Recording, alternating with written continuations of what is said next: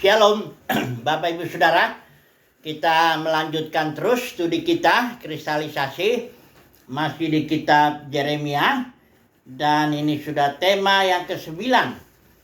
Kita coba ambil tema mengenai ikat pinggang ya. Judul LAI memberikan judulnya ikat pinggang yang menjadi lapuk ya. Ceritanya sederhana ya, Nabi Yeremia disuruh beli ikat pinggang, suruh pakai.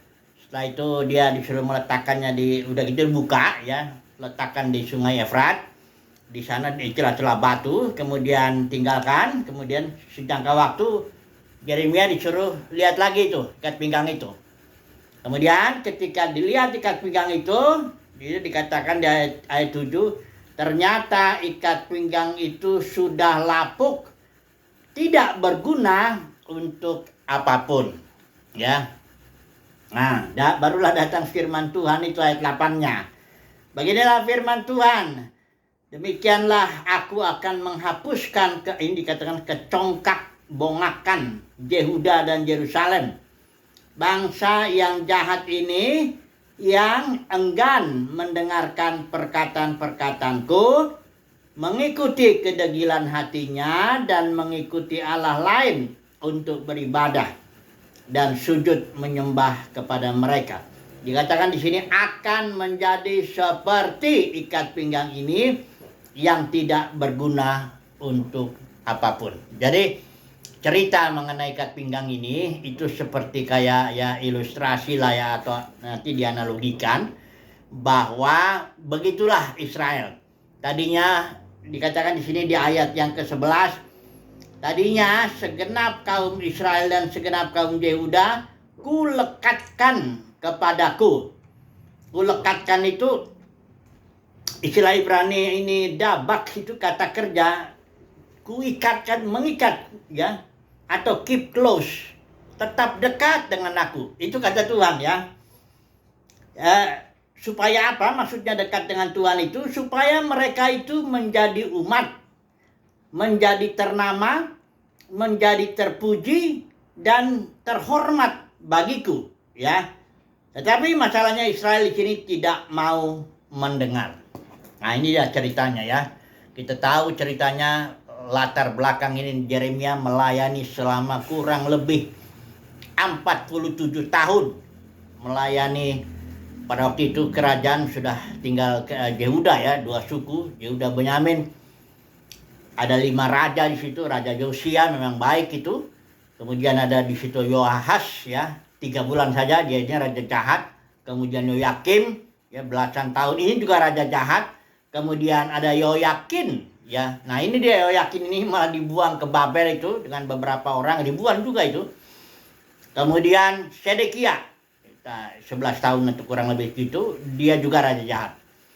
Jadi Yeremia melayani selama 47 tahun dan Israel tidak ada, kerajaan Yehuda tidak mau dengar. Ya, mereka tetap keras ya, di sini dikatakan mengikuti kedegilan hatinya dan beribadah kepada Allah lain ya, sujud menyembah kepada mereka. Jadi disimbolkan atau diilustrasikanlah seperti ikat pinggang ya, yang tadinya diikat atau didekatkan kepada Yahweh, tapi ternyata karena mereka tidak mau mendengar, mengikuti kedegilan hati dan menyembah ilah-ilah lain, maka mereka menjadi tidak berguna. Ya, dikatakan di sini tidak berguna. Yang tadinya rencananya itu Israel itu menjadi umat ternama, terpuji, terhormat bagi Tuhan. Nah, coba dulu kita sebentar melihat kalau dalam Yeremia dalam Keluaran 19 mengenai perjanjian dulu ya. Kita coba dulu mundur sebentar mengenai perjanjian itu. Apa sebenarnya perjanjian ini antara Israel dengan Yahweh yang diperantarai oleh Musa? Ini sudah sering kita membacanya, mengulangnya, tapi kita perlu ingatkan dulu sebentar ya. Karena begini, sekalipun Israel ternyata dia memberontak, tidak mau dengar Tuhan, tidak mau dengar Yahweh, dia menyembah ilah lain ya, mengikuti kedegilan hatinya, tapi pada akhirnya dia dipulihkan ya. Bahkan Paulus mengatakan surat Roma, seluruh Israel pada waktunya akan diselamatkan. Semua. Jadi semua yang namanya keturunan Abraham, keturunan Yakub ya, itu semuanya secara yang disebut keturunan itu jasmani Yakub itu semuanya akan diselamatkan. Hanya memang belum waktunya. Jadi memang cerita ini panjang sekali. Nanti kalau kita melihat itu di zaman berikut ya, Israel itu, atau zaman yang terakhir lah, langit dan bumi yang baru, itu kita lihat Yerusalem baru luar biasa kan. Dia jadi berkat bagi bangsa-bangsa ya, ternama, semua orang datang kepadanya, bahkan kekayaan bangsa-bangsa akan datang kepadanya. Jadi kita harus melihat bahwa ikat pinggang yang lapuk itu, yang tidak berguna untuk apapun, itu hanya sementara saja. Ya, sementara saja Israel menjadi seperti ikat pinggang yang lapuk yang tidak berguna. Karena nanti perjanjian Tuhan ini namanya di sini, Tuhan itu setia dengan perjanjiannya. Dan kalau perjanjiannya dilanggar, dia bikin yang baru. Ya, itulah kesetiaan Tuhan itu ya. Coba dulu kita lihat dulu perjanjian lama ini ya. Kalau saudara mau belajar perjanjian lama, ini dibacanya di Keluaran 19 ini ya. Jadi jadi jangan langsung pikir hukum Taurat yang Tuhan langsung berikan kepada Israel, enggak. Tuhan bertindak dulu dengan luar biasa murah hati ya. Di Mesir Tuhan bertindak bikin 10 mujizat luar biasa, itu kasih karunia Tuhan atas Israel itu ya. Di dalam memimpin Tuhan juga bertindak ya, sebelum dia dibawa itu kurang lebih dari Mesir itu ke Gunung Sinai untuk mengikat perjanjian dulu di sini ya, baru nanti dia jalan bergerak lagi di 11 bulan kurang lebih Israel itu di Gunung Sinai berdiam hanya untuk mengikat perjanjian. Memang setelah ada terikat perjanjian, ada hukumnya datang, aturan kehidupannya itu tentu ya, yang paling terlihat di situ 10 hukum yang langsung Tuhan bicarakan di atas Gunung Sinai itu ya. Tapi lihat dulu perjanjiannya. Jadi kalau memahami hukum Taurat itu jangan dilepas dari perjanjian, karena konteks daripada hukum Taurat itu adalah perjanjian lama itu, perjanjian yang kita sebut perjanjian lama ya. Perjanjian antara Yahweh dengan Israel yang diperantarai Musa. Mari kita melihat dulu perjanjiannya ini. Keluaran 19, saya pakai YLT ini ya. Ayat 5 ya, langsung 19 ayat 5 aja langsung kita baca. Dan sekarang perhatikan perjanjian. Jika kamu sungguh-sungguh mau mendengarkan suaraku dan memegang perjanjianku, maka kamu akan menjadi, perhatikan ini ya. Jika kamu mendengar suaraku, kata Tuhan, kata Yahweh, dan memegang perjanjianku, maka ini dia. Kamu akan menjadi harta kesayanganku atas segala bangsa. Pertama ya, harta kesayangan. Ya, sebab seluruh bumi ini milikku, ya. Ini ada kalimat di balik ini, pengertian bahwa Israel akan jadi berkat bagi seluruh bumi, ya. Karena memang perjanjian ini kalau ditarik mundur kepada Abraham itu dikatakan olehmu dan keturunanmu seluruh kaum di muka bumi akan diberkati. Jadi nggak boleh dilepas perjanjian lama itu dengan perjanjian Abraham, karena ini kan urutannya ini kan. Dikatakan di sini, karena seluruh bumi ini milikku. Berikut, kamu akan menjadi imamat rajani bagiku. Imamat rajani itu artinya engkau akan menjadi imam-imam dan raja-raja. Raja dalam arti Israel akan menjadi kepala ya. Bangsa-bangsa lain akan menjadi ekor. Tapi bukan berarti menindas, karena dia menjadi imam. Israel itu seluruh bangsa. Imam itu perantara, membawa Yahweh kepada bangsa-bangsa dan membawa bangsa-bangsa kepada Yahweh. Ya, ini imam fungsinya. Yang kedua ya, berikut Israel akan menjadi bangsa yang kudus. Kudus itu artinya dipisahkan, semata-mata untuk maksud Yahweh. Dipisahkan semata-mata untuk menjalankan tujuan, misi, dan visi daripada Yahweh. Ini perbuatan Tuhan memang bersyarat janji ini. Ya, janji ini bersyarat. Tapi kasih karunia Tuhan kepada Israel tidaklah bersyarat. Ya, jangan salah. Kasih Tuhan memilih Israel ya memang dia sudah. Itu kedaulatan Tuhan dari mulai Abraham dipilih itu pun gak ada persyaratnya. Mana ada persyaratnya? Kalau istilahnya Calvin, unconditional election. Pemilihan yang tak terkondisi, tidak tergantung daripada orang itu. Mau siapa dia, mau gimana kelakuannya, mau kayak apa kayak, pokoknya kalau Tuhan sudah pilih, itu tanda Tuhan sudah berikan kasih karunia kepada orang itu. Tetapi ketika Tuhan mengikat perjanjian, memang perjanjian lama itu ada syaratnya. Perhatikan ini, jika kamu sungguh-sungguh mau mendengarkan suaraku, kata Tuhan, maka barulah engkau akan menjadi yang tiga ini. Engkau menjadi bangsa yang kudus, harta kesayanganku, dan akan menjadi imam-imam dan raja-raja. Sekali lagi ya, dipisahkan ya. Perjanjian lama memang bersyarat. Tapi kasih karunia dan pilihan Tuhan atas Israel, itu nggak ada syaratnya. Memang adalah kehendak Tuhan. Memang adalah kedaulatan Tuhan. Memang adalah maksud-maksud Tuhan. Jadi nggak mungkin gagal, itu makanya nggak mungkin gagal. Kalau perjanjian lama gagal, Tuhan bikin yang baru. Jadi Tuhan itu selalu membuat yang baru ya. I will make all things new. Tuhan selalu bikin yang baru. Kalau gagal yang ini, bikin. Misalnya kayak perjanjian ini, batu itu ya, yang ditulis dalam batu itu loh, batu itu. Yang Musa tulis itu 10 hukum itu.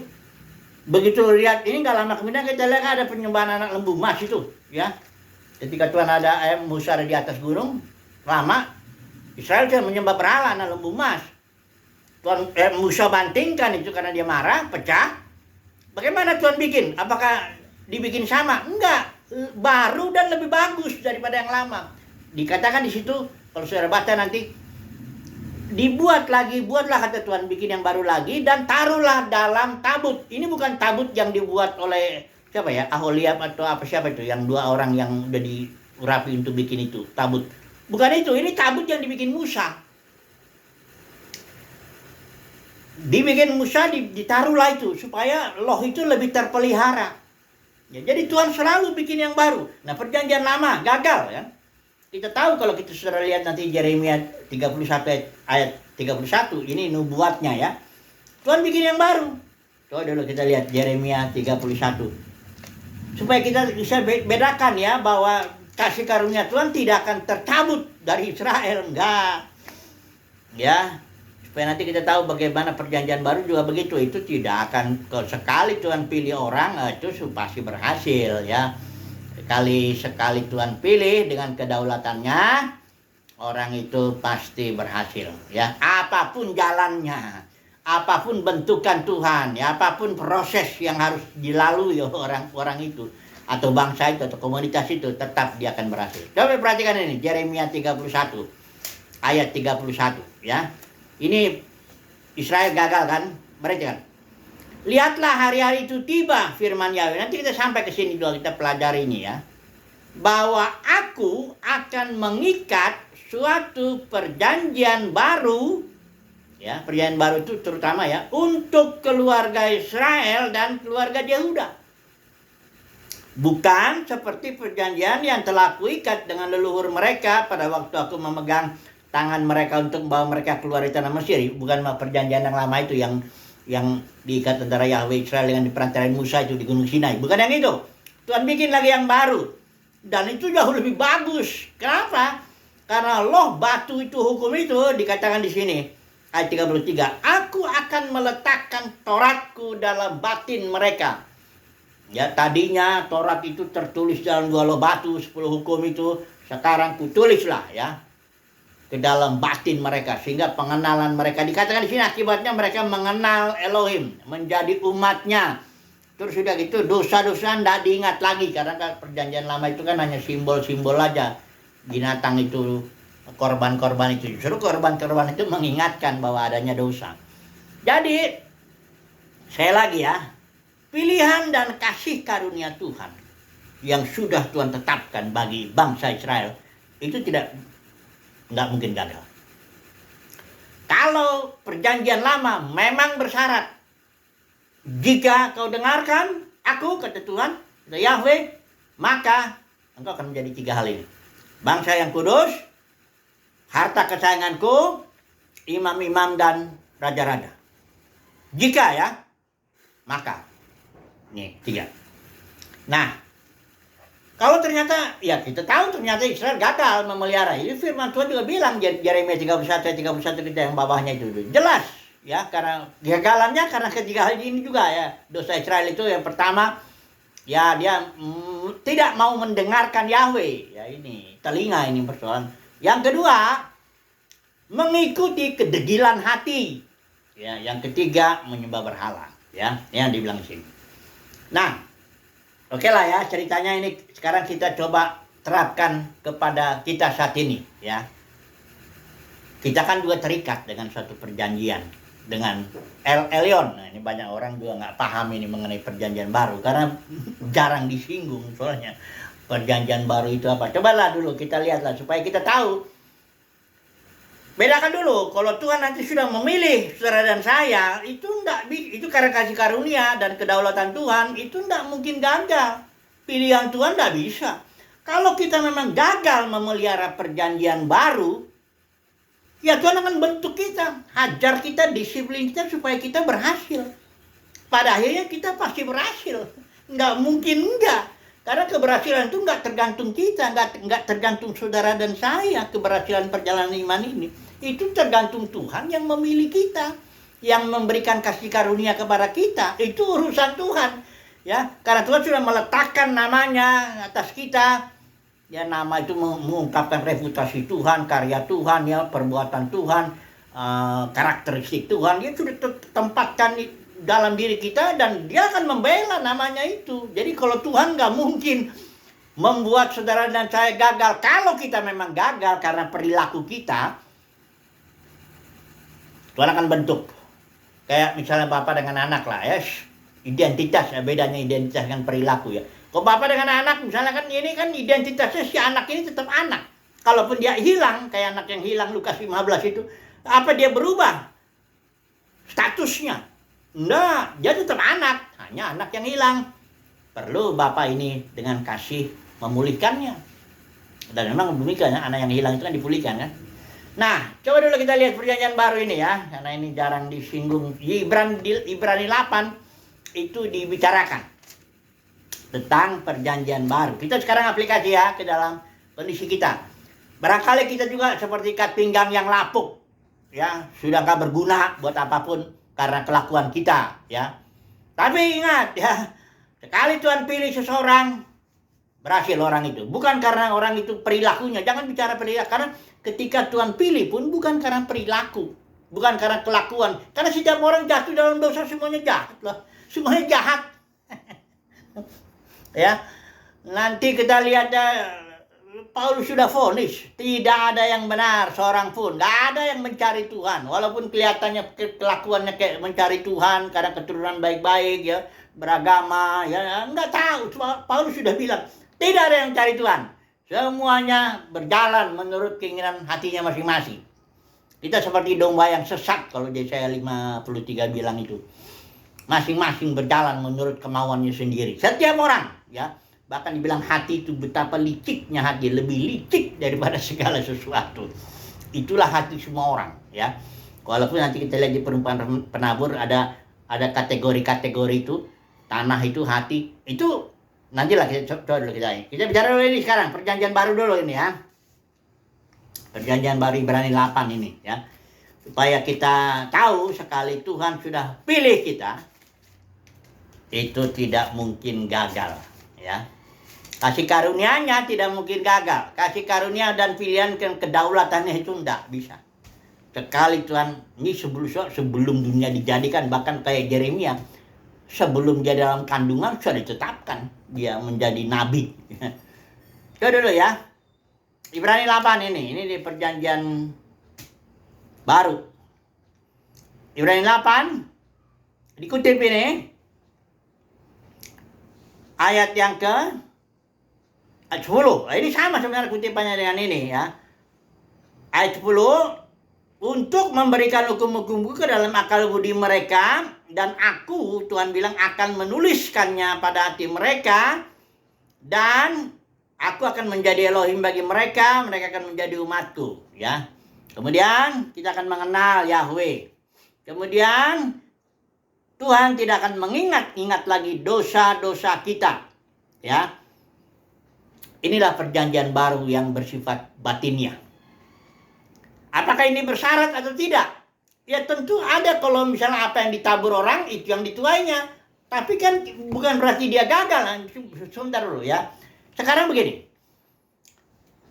Umat pilihan Tuhan dalam konteks perjanjian baru itu sudah mendapat kasih karunia oleh karena kedaulatan Tuhan. Saudara dan saya dipilih bukan karena perilaku, ya, tapi karena kasih Tuhan, karena kedaulatan Tuhan, karena kehendaknya, ya, sudah dipilih. Nah, dan Tuhan mengikat perjanjian dengan kita. Itu yang disebut perjanjian baru antara sebenarnya El Elyon. El Elyon itu artinya the most high God. Elohim yang maha tinggi. Itu El Elyon. Kenapa demikian? Ini El Elyon ini karena kalau saudara lihat Yesus itu imam besar, ya. Imam besar bagi El Elyon. Kalau saudara lihat di kitab yang Melkisedek, cerita itu tentang Melkisedek, itu baru kelihatan di situ. Tapi harus pakai ILT. Kalau enggak pakai ILT, enggak kelihatan dia. Coba dulu kita lihat lah ya di kejadian ini ya. Ini penting juga nih supaya kita tahu apa sebenarnya isi perjanjian itu, perjanjian baru, ya. Dan kalaupun umat pilihan Tuhan gagal, itu Tuhan akan bentuk. Enggak bisa, enggak pasti berhasil pada akhirnya. Ya. Itu yang harus kita tangkap. Coba dulu Kejadian 14 ya. Di sini dikatakan ayat 18, dan Melkisedek raja Salem, dia adalah seorang imam bagi El Elyon. El Elyon itu the most high God, ya. Dan dia memberkati Abraham. Nah, Yesus itu dia menjadi imam besar di kitab Ibrani ini menurut aturan Melkisedek, karena dia nggak mungkin menjadi imam besar menurut aturan Harun, karena udah Harun jadinya. Harus suku Lewi, karena Yesus itu kan suku Yehuda. Jadi Yesus sudah menjadi imam besar menurut aturan Melkisedek. Dia bapaknya Yesus itu disebut El Elyon, the most high God. Yesus itu warisnya. Sampai itu setelah dia mati, bangkit, duduk sebelah kanan Bapa, dia mendapat waris. Warisnya apa? Otoritas tertinggi. Karena the most high God itu artinya segala otoritas di sorga, di bumi, di mana-mana itu di tangan itu El Elyon. Dan El Elyon sudah mewariskannya itu kepada Yesus. Yesus itu the most anak daripada, dalam Lukas itu dibilang Yesus itu anak daripada Elohim yang maha tinggi. Kalau nanti kita lihat di Lukas itu, saudara bisa carilah itu. Jadi Yesus itu adalah kata Yesus ketika dia masih bangkit, dia bilang segala otoritas di surga dan di bumi sudah diberikan kepadaku. Karena bapaknya Yesus itu El Elyon. Dan Yesus ini mengikat perjanjian dengan umat pilihannya. Itu kalau di hari malam terakhir itu kelihatan itu perjanjian itu di situ. Ya, kita nggak usah baca lah. Bagaimana Yesus bilang oleh sebagai anak domba Paskah, dia di situ mengadakan perjanjian. Inilah darahku, darah perjanjian. Itu disebut di situ ya. Kalau saudara lihat di Matius 25 26 itu. Darah perjanjian baru itu ya. Jadi Yesus mengadakan perjanjian, isinya ini, hukum Taurat itu akan kutaruh dalam batinmu, dan disahkanlah perjanjian itu dengan darah Yesus kepada umat pilihan. Nah, sekarang bagaimana? Dan ingat ya, perjanjian baru itu umat pilihan Tuhan. Coba lihat dalam dunia kekristenan sekarang dulu. Kita lihat dulu ya. Dunia kekristenan ini. Gereja sudah jatuh ya. Kita tahu gereja sudah jatuh, yang tadinya organisme, tadinya juga batinnya ya, mengikuti pimpinan roh ibadahnya. Saudara lihat pergerakan gereja sebagai organisme itu semuanya mengikuti otoritas hayat, mengikuti aturan Roh Kudus, pimpinan Tuhan. Di dalam Kisah Para Rasul itu 28 pasal ada 70 istilah Roh Kudus. Roh Kudus memimpin, Roh Kudus melarang, Roh Kudus membisik, Roh Kudus memenuhi dan sebagainya, ya. Itu jelas. Kemudian karena ada 3 ajaran palsu, kita lihat tahu dari kitab Wahyu pasal 2 pasal 3 itu. Jezebel, perampasan otoritas itu. Sebagaimana Jezebel merampas otoritas Ahab, suaminya. Kemudian Nikolaus menaklukkan kaum awam, para pemimpin ini, gereja ini menaklukkan kaum awam, mengangkat diri lah gitu kira-kira ya atas kaum awam, dan bahkan bisa memperbudak dia dalam beberapa kasus tertentu, ya. Ngambil uangnya, memanfaatkannya dan sebagainya, ya. Itu Nikolaus. Kemudian satu lagi Bileam, dagang, para pemimpin seperti di Bait Suci ketika zaman Yesus itu para orang ahli Taurat, orang Farisi berdagang jadi Bait Suci. Demikianlah dalam dunia kekristenan. Nah, dunia kekristenannya udah jatuh. Gereja udah jatuh menjadi ribuan denominasi. Ribuan denominasi ini nggak kepalang tanggung. Itu sebenarnya denominasi itu apa? Itu kerajaan manusia. Denominasi itu kerajaan manusia dipimpin oleh manusia. Memang manusianya ada Roh Kudusnya juga ya. Jadi campuran lah. Makanya dalam Wahyu pasal 17-18 itu disebut Babel, campuran. Jadi sistem pemerintahan manusia masuk ke dalam sistem pemerintahan ilahi. Bercampur mereka. Ya.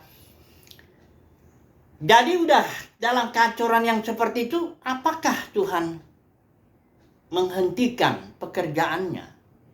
Karena Tuhan Yesus kan bilang, aku akan mendirikan gerejaku dan aku akan pilih orang-orang. Ya bukan kamu yang pilih aku, kata Yesus, aku yang pilih kamu. Ya.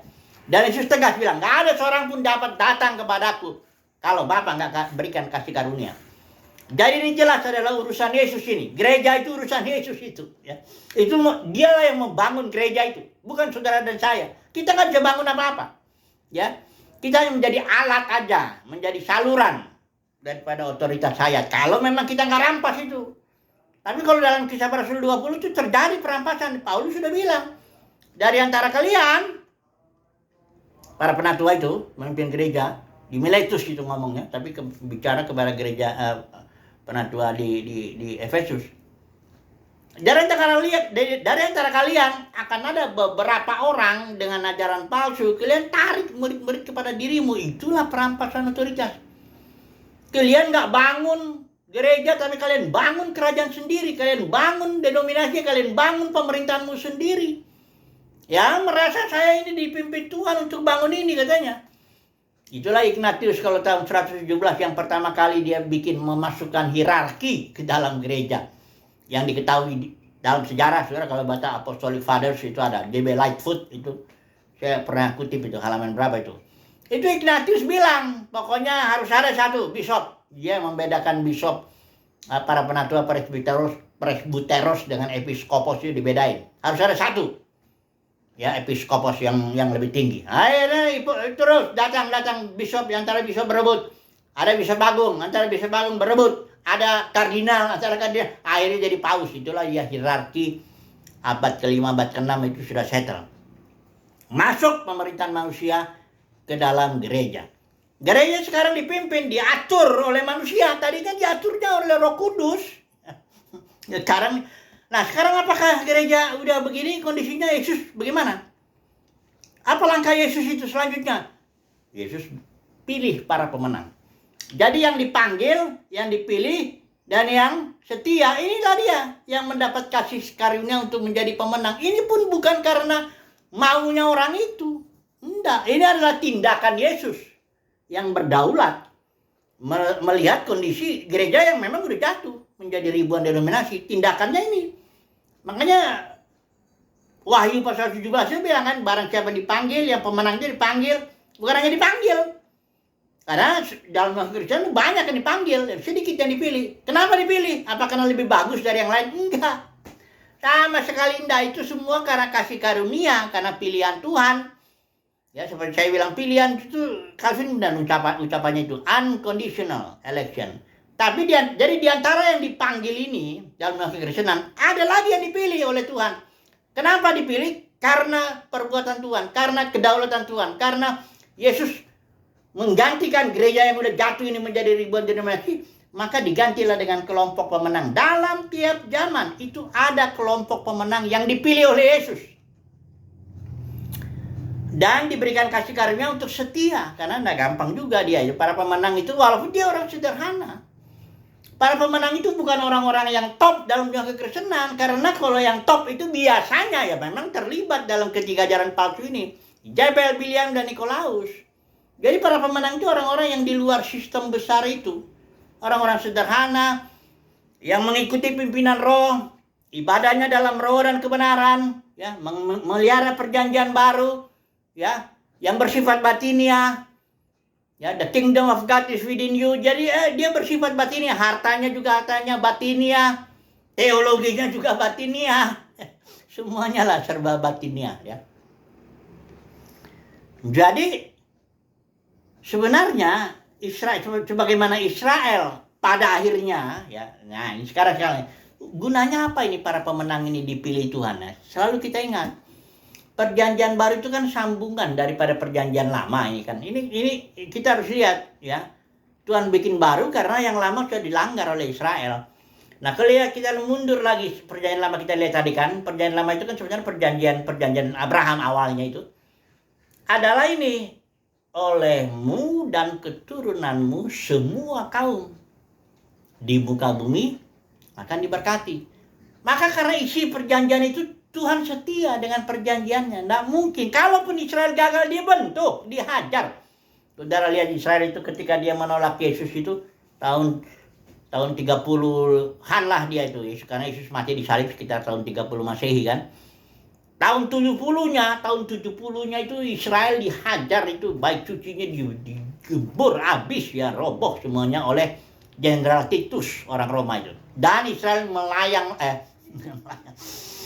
tidak punya negara selama hampir 2000 tahun. Barulah tahun 1948 dengan bantuan Inggris akhirnya Israel punya negara. Didisiplin, dihajar, tapi nanti Israel ini kan sudah lihat dalam kitab Wahyu itu menjadi Yerusalem baru itu. Oh, dia jadi berkat. Pohon kehidupan di situ ada, ya, daunnya jadi berkat bagi bangsa-bangsa. Bahkan Israel menawarkan ya Wahyu pasal yang terakhir itulah. Coba dulu sebagai penutup dulu ini yang terakhir ini ya. Di Wahyu pasal 22 itu yang bagian 17 itu, disitulah Israel jadi berkat. Ayat 17-nya ya, dikatakan roh dan pengantin perempuan. Kita tahu Yerusalem baru ini kan, pengantin perempuan itu berkata kepada bangsa-bangsa, marilah barang siapa yang mendengar hendaklah ia berkata, marilah barang siapa yang haus hendaklah ia datang, dan barang siapa yang mau hendaklah ia mengambil air kehidupan dengan cuma-cuma gratis ya. Inilah Yerusalem baru nanti ya. Kita lihat Israel jadi berkat, seluruh Israel diselamatkan. Israel jadi berkat bagi bangsa-bangsa. Karena kenapa? Karena Tuhan setia dengan perjanjiannya. Bukan karena Israel setia, enggak. Israel jelas gagal itu, berkali-kali dah gagal, tapi Tuhan setia. Kita pun juga demikian. Para pemenang itu akan dipakai Tuhan untuk Roma 8 itu menjangkau bangsa-bangsa, menjangkau semua ciptaan. Kita akan dipakai untuk pemulihan segala sesuatu. Kenapa demikian? Karena Tuhan tidak gagal, ya. Dia tidak boleh gagal dan dia setia dengan perjanjiannya. Oke, itu dulu ya. Haleluya.